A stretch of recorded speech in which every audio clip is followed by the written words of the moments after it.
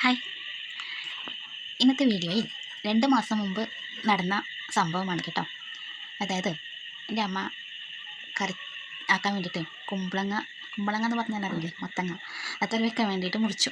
അപ്പോൾ അതിൽ കുരു ഉണ്ടാവുമല്ലോ, ആ കുരു എടുത്തിട്ട് അടുത്ത പറമ്പിലേക്ക് എറിഞ്ഞു.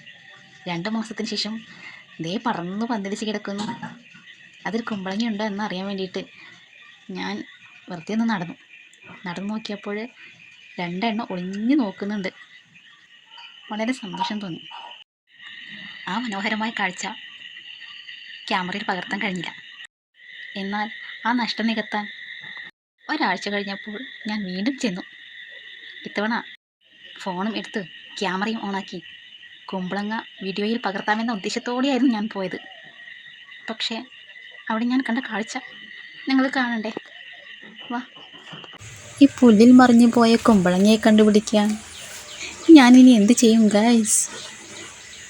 ഓക്കെ, ഇതെങ്ങനെ കണ്ടുപിടിക്കും?